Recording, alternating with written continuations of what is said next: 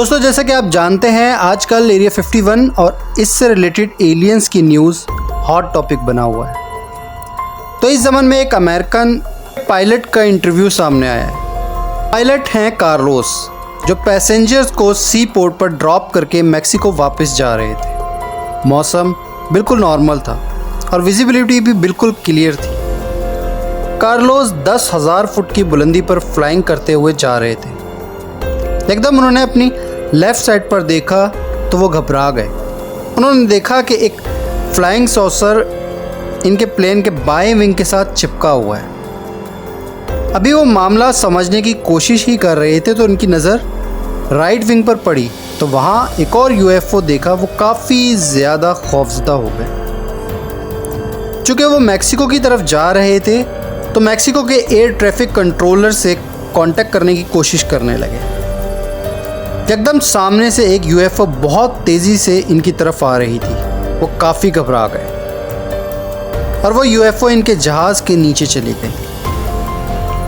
उन्होंने एक झटका महसूस किया जो इनके एयरक्राफ्ट के नीचे से लगा था। वो बहुत ज़्यादा डर गए थे। इनकी जगह कोई भी होता तो यकीनन वो भी डर जाता। फिर उन्होंने महसूस किया वो जहाज़ का कंट्रोल खो चुके हैं और जहाज़ इनकी मर्ज़ी के बिना अनजानी सिद्ध में फ्लाइंग कर रहा है। वो यॉक को मूव करने की कोशिश करने लगे मगर वो इनके कंट्रोल में नहीं था और वो खुद ब खुद मूव हो रहा था। जहाज़ 3,000 मीटर की बुलंदी पर उड़ रहा था। वो मुसलसल एटीसी से राब्ते की कोशिश कर रहे थे ताकि सिचुएशन बता सकें, मगर घबराहट की वजह से इन्हें सांस लेने में भी दुश्वारी होने लगी। वो समझ चुके थे यूएफओस ने इनका जहाज़ हाईजैक करके कंट्रोल हासिल कर रही है और वो कुछ नहीं कर सकते थे सिवाय दुआ के। दोस्तों, यहाँ मैं बताता चलूँ, यूएफओ मैग्नेटिक पावर इस्तेमाल करके चिपक गई थी और जहाज़ को मुसलसल ऊपर की तरफ धकेल रही थी। कार्लोस पैनिक में आ गए और एटीसी को मेडे मैसेज देने लग गए। कोई भी पायलट मेडे मैसेज तब देता है जब जहाज़ उसके कंट्रोल में नहीं रहता।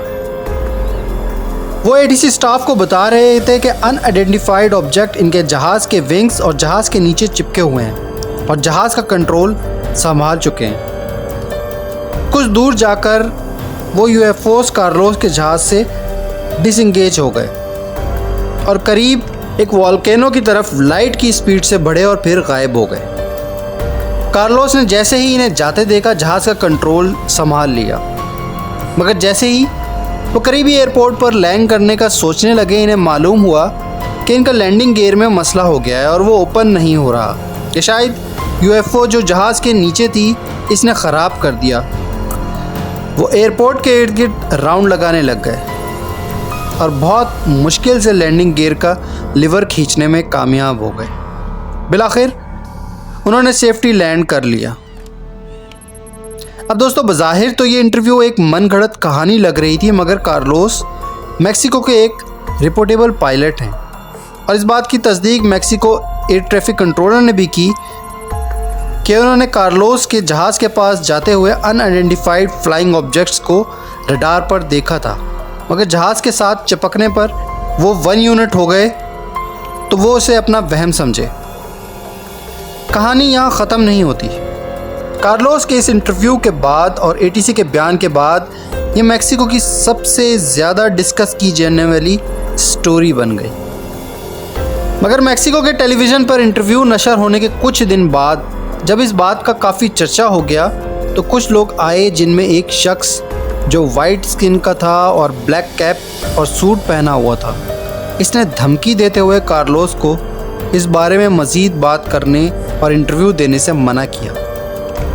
इसके बाद कार्लोस ने ये बात बताते हुए कहा कि मेरी जान को ख़तरा है, मज़ीद इंटरव्यू देने से इनकार कर दिया। इसी इलाके में जहाज़ क्रैश होने के वाक़यात भी रोनमा हुए हैं। कहा यही जा रहा है कि हो सकता है इन जहाज़ के क्रैश के पीछे भी इन्हीं यूएफओस का हाथ हो। मगर एक सवाल हल तलब है, अगर वो यूएफओस एलियन के थे तो वो ह्यूमन जिनकी ड्रेसिंग से लगता था वो किसी सिक्योरिटी एजेंसी से हैं, वो कौन थे?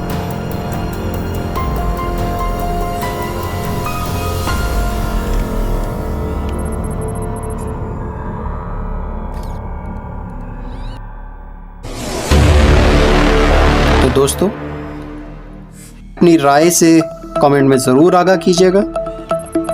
वीडियो पसंद आई हो तो चैनल को सब्सक्राइब कर दें और बेल आइकन को ज़रूर प्रेस कर दें ताकि इस तरह की इंफॉर्मेटिव वीडियो के नोटिफिकेशन आपको मिल सके। नेक्स्ट वीडियो तक अल्लाह हाफिज़। शुक्रिया।